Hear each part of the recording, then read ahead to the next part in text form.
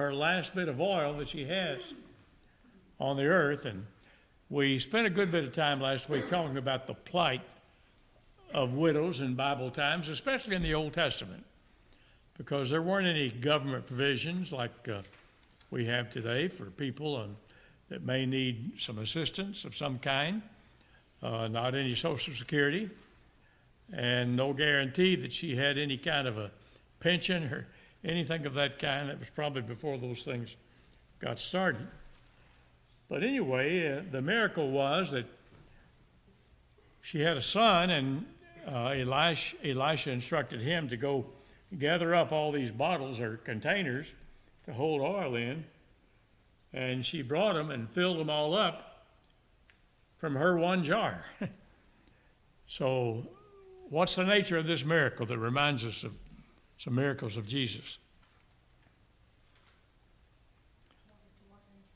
What? Water to wine. Okay, water to wine would be one. Loaves and the fishes. Yeah, the loaves and fish, but the multiplying of food. The fact that he could feed so many with 5 loaves and 2 fish, and now she's going to have all this oil. It multiplied. She had one jar. Now she's got all these containers, as many as they could gather from her friends and neighbors and the relatives. Gather as many as she could, and she filled them all up. But what was her plight? Why was she in this situation? Her husband had died, she had no wages. Okay. Then the landlord was gonna take her sons as slaves. Yeah, apparently, like I said, there weren't any provisions made for her. Her husband had died, and she spoke to Elisha, said, "You know that your servant feared the Lord." Her husband was one of the sons of the prophets. And now the creditors are coming, and what's going to happen? Verse 1. They're going to take her 2 sons to be his slaves. We talked a little bit about indentured servants last time. A lot of times if there was a debt that was owed, a person could voluntarily become an indentured servant to work off the debt. In this case, it wasn't going to be so voluntary. The creditor was going to come and take her sons, and apparently he could do that because the law did allow for debts to be paid in that way. But that means if the creditors take her 2 sons, what's that leave her with? Nothing. Not a thing. And yet we see her faith. So Elisha asked her, what can I do for you? It's a good thing to do, good thing to offer. And we should do that today. We can't do the same things Elisha could, but we can help in many other ways, and we may be able to help a person to get out of a bad predicament that they're in, like she was. So he allowed her to exercise her faith in gathering up all these bottles. If she didn't believe it could happen, she wouldn't have bothered. But she's willing to do it. Now, what's the risk of her doing that if it doesn't work? She probably made a laughingstock, wouldn't she? Thinking that that's going to work, and then it doesn't work. So that requires some faith. And it also involves a risk. A lot of people don't want to be made a laughingstock. I don't know anybody that wants to be made a laughingstock. And she's already kind of at the end of her rope because of the plight that she's in. And now this, she's got one jar of oil. And he tells her to borrow all these vessels from all your neighbors and do not gather just a few. That's a way of saying gather a lot. And that's what she did. And to fill those vessels up from her jar. And of course, when it was over, what's he tell her to do with all that oil she's collected? Sell it and pay off your debt. And that way your sons don't have to become slaves. So that was one of the miracles that he performed. Now we're going to notice another one right after that involves the Shunammite woman. She's not a widow, But what's her situation? Son's sick. Okay, her husband is old. She doesn't have any children. So when the husband dies, which probably will come sooner rather than later,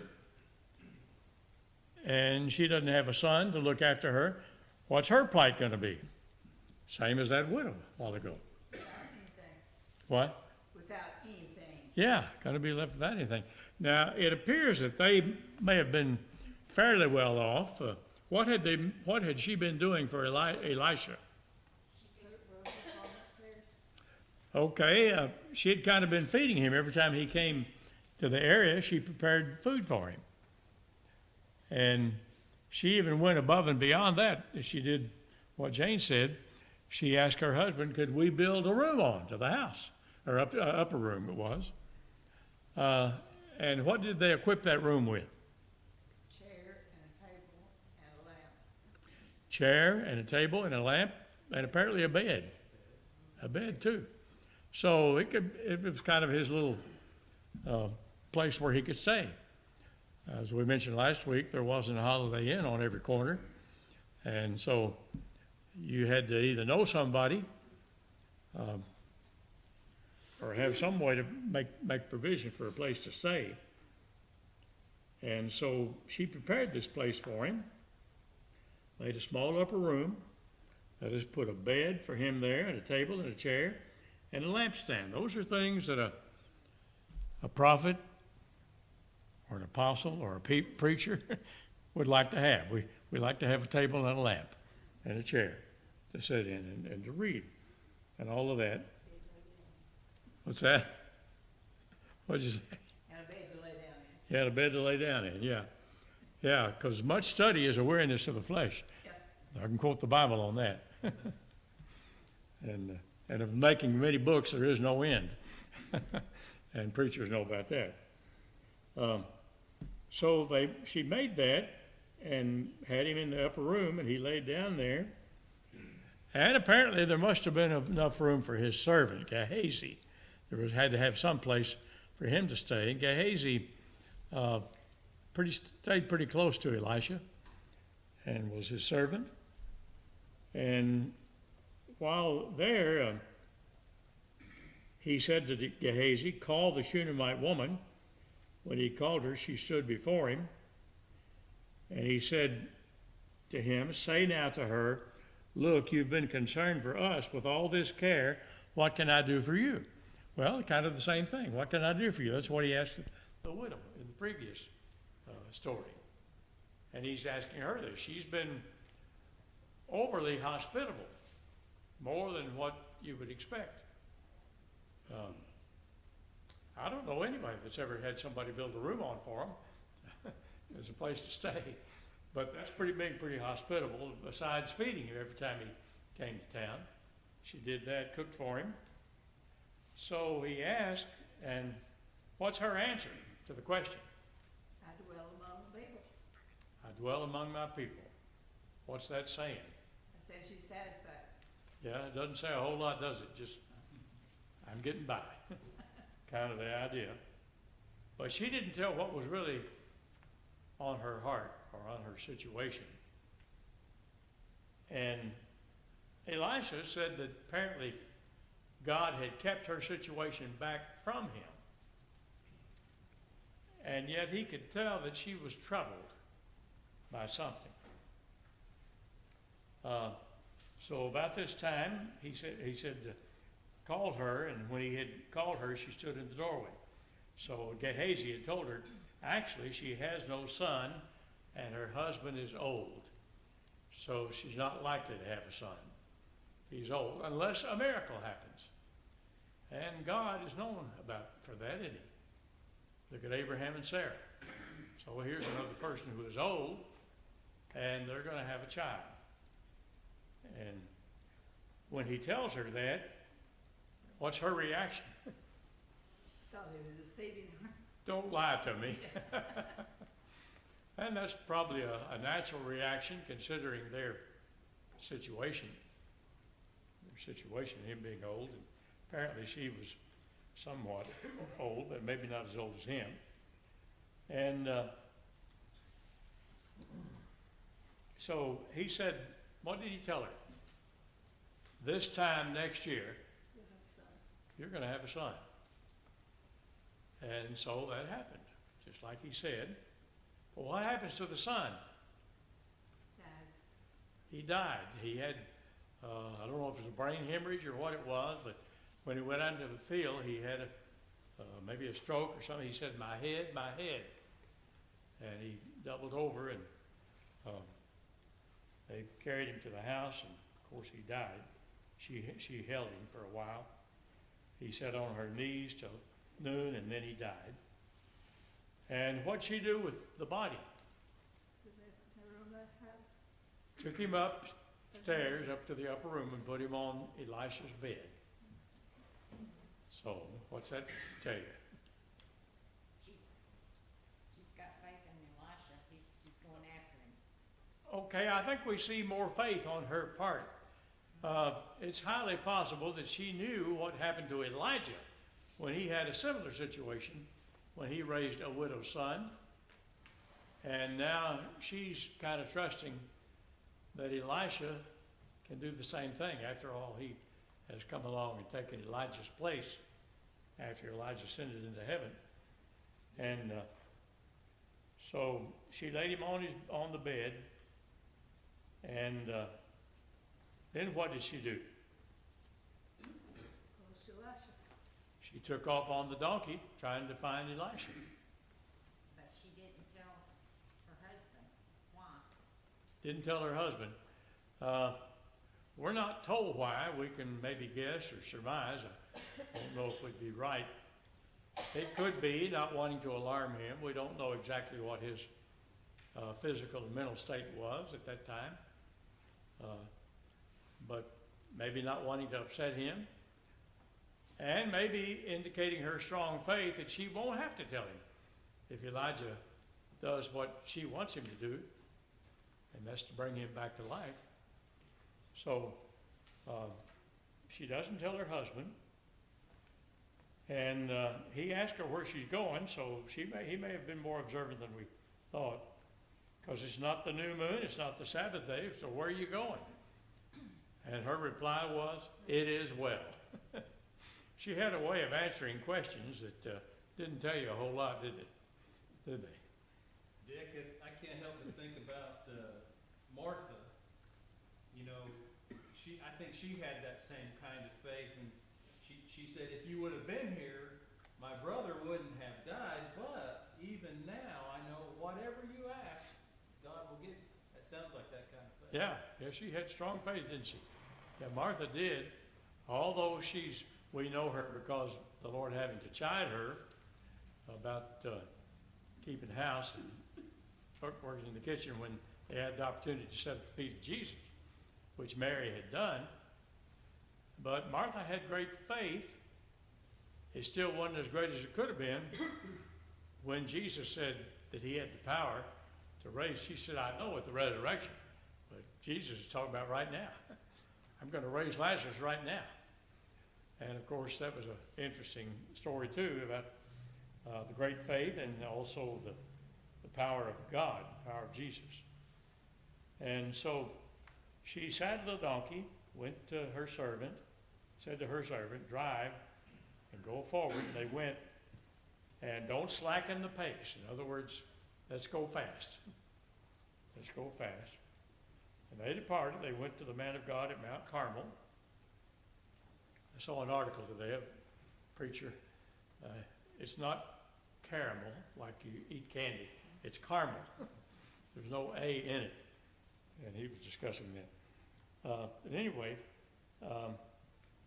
so they went after the man of God and saw him afar off, who saw her afar off, and told Gehazi that the Shunammite woman is coming. Run to meet her and ask her, is it well with you? Is it well with the child? And she answered, it is well. Well, it really wasn't, was it? He's laying dead up there on Elisha's bed upstairs. But it kind of indicates her faith that everything's going to turn out. And so she doesn't seem to have a negative bone in her body. She's not negative. She doesn't tell other people her problems, things that are on her heart, like her husband being old and not having any children. And she passes that off, doesn't act like it's a big problem. And now this, she says it as well. So when they came to the man of God, and Gehazi came near to push her away from him, but Elisha says, no, don't push her away. She's troubled. And so he said, the Lord has hidden it from me, has not told me. So she said, did I ask a son of my Lord? And the answer is no, she didn't. Did I not say, do not deceive me? Yes, she did. She said all that. And now she has the son, and he dies. So, where are her problems going to end? Seems like one thing after another is happening. And so we read the story and how it happened. And of course, he sent Gehazi there and said, put his staff on the face of the child. And that didn't work. This was one of those miracles that kind of happened in stages. Of all the miracles that we read about in the Old and New Testament, they all happen the same day. They may not happen right at the same moment. And there are a couple, there's one in the Old Testament, one in the New I can think of, that happened in stages. And this is one of those that happened in stages. So when Elisha got back there, he goes up, lays on the child, and apparently the warmth of his body is putting warmth into the body of the child, and this is the way he's raised. And so he's given back to his mother. And it says, verse 35, he returned and walked back and forth in the house, and again went up and stretched himself out on him. Then the child sneezed 7 times, and the child opened his eyes, and he called Gehazi and said, call the Shunammite woman. So he called her, and when she came to him, he said, pick up your son. So apparently he's small enough that he could be carried. She carried him from the field, and now she's going to carry him back down the steps, downstairs, I guess. And so she went in, fell at his feet, and bowed to the ground. Then she picked up her son and went out. So there's another marvelous miracle that is performed in this case. And then we have another one right after that. What about the poison in the pot? What's that miracle? What happened there?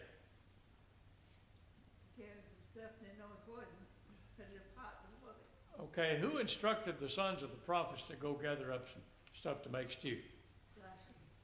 Elisha told him to go gather up this. He wasn't specific exactly what plants to look for. And who knows, the Lord may have allowed this just so a miracle could be performed. Because what was the purpose of miracles anyway? Were they for the sake of convenience? Confirm the word.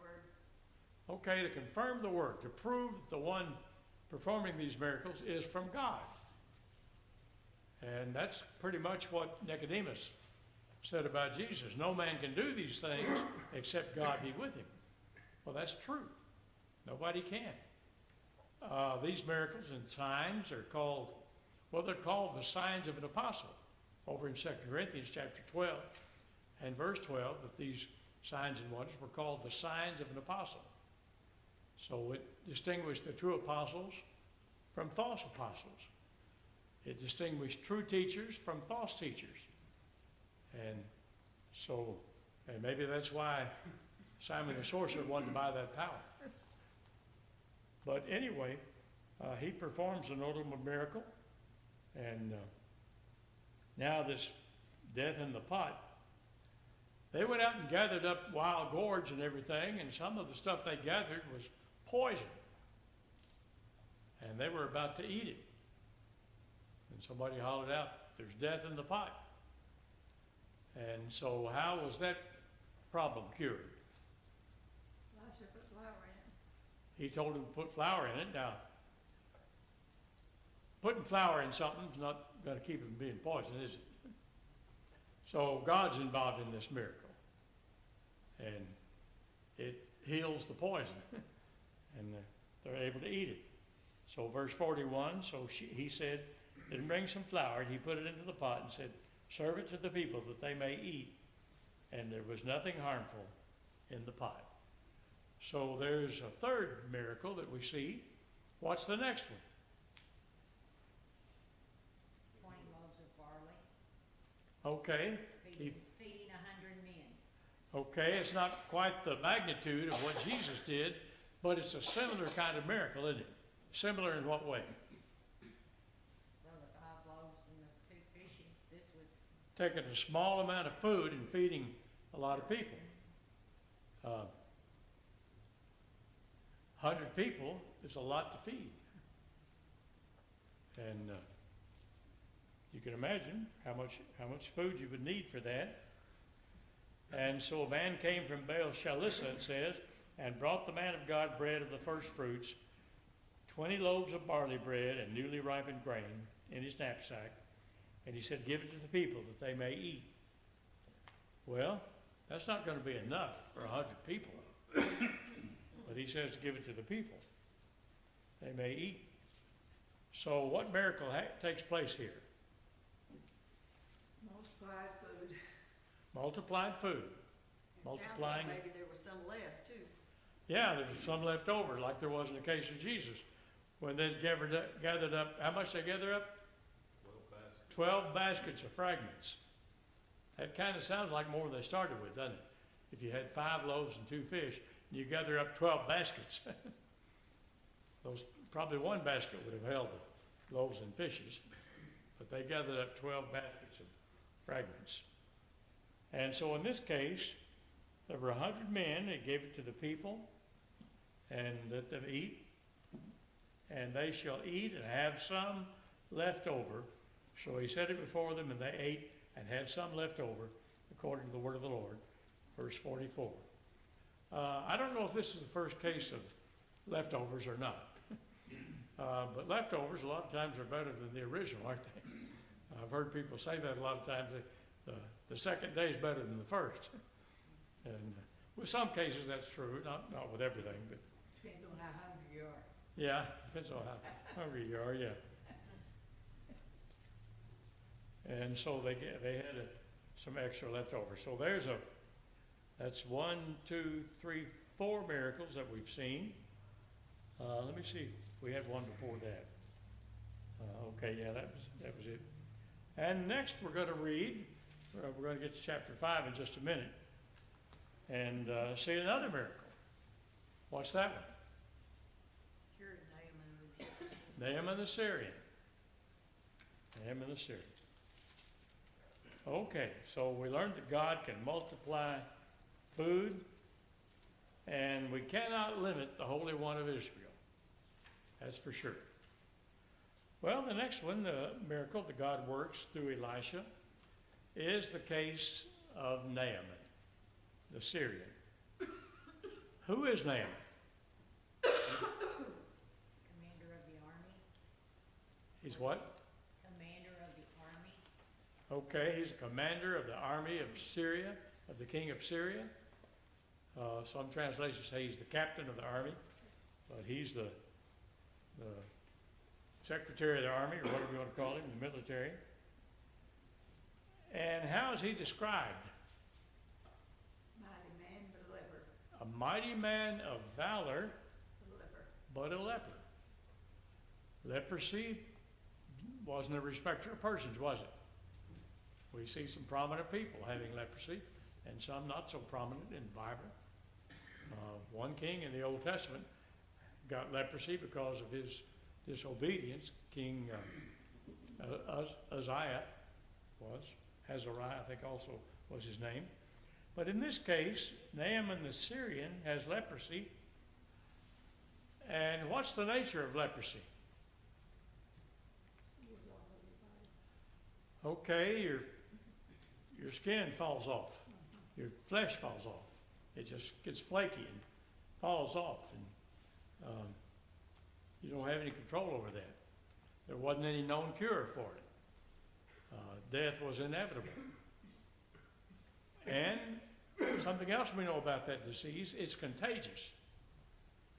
And that's why the law of Moses made provisions. If you had leprosy, you had to, you kept a distance. You said unclean, unclean. So they practiced social distancing back then too, like we do today. So social distancing may have been new for us, but it wasn't anything new. It had been practiced in the Old Testament. So that was the nature of this. And what happens, what good fortune comes upon him that enables him to be cured of that? He has a servant, a young maid, who tells him about the man of God. Okay, a young maiden, we don't even know her name, and I often mention that this is kind of the way God works. He works through, God moves in mysterious ways, we sometimes saying. He chooses the foolish things of this world. He chooses this person who in that society was unimportant. She's just a maid. We don't even know her name. But she's the hero of the story. She's the one that gets the thing going that leads to him being healed. And a very interesting story. And we learned a lot about her attitude. What do you think would be a normal person's attitude if you're in her situation? She's from Israel. She's been kidnapped, been captured, and taken back and made a slave. Young person. She would care less if he was healed or not. You what? She would care less if he was made well or not. Yeah, you would think that would be the case, because she's there not by her own choosing. She's there against her will, but she still has a positive attitude. That's what's amazing. And she had compassion on him. She had compassion on him. And apparently they didn't mistreat her in any way. I don't think she would have been so compassionate. But still, she was a servant and tended to Naaman's wife. But she says something that gets their attention. What is it? He could heal, Naaman could heal, be healed. Yeah, I wish he could meet the prophet I know. He could heal him. And so she tells that, if only my master were with the prophet who is in Samaria, for he would heal him of his leprosy. And Naaman went and told his master, saying, thus and thus said the girl who is from the land of Israel. So they paid attention to her. No doubt they had tried everything else. There wasn't any cure for it. And so they told that. And so then the king of Syria said, go now, and I will send a letter to the king of Israel. So he departed and took with him 10 talents of silver, 6,000 shekels of gold, and 10 changes of clothing. He's willing to pay a price, a big price, to be healed. And you can't put a monetary value on being healed of a deadly disease, can you? That's going to kill you sooner or later. And it's going to be an agonizing way to die, and a sickening way to die. And so the king sent the letter and took all that. He brought the letter to the king of Israel, and what's the king of Israel's reaction to it? He's upset because he's kind of like alive, killed somebody. Can I help him? Yeah, he thought it was make well. Yeah, he thinks the king of Syria is trying to start a quarrel with him. He's looking for a reason to cause some friction and start trouble and maybe go to war again. They've been with war with him before. And so this particular incident is taken so he goes to the king, and the king, what's the king of Israel's reaction? Tore his clothes. What's that? Tore his clothes. Tore his clothes? Yeah.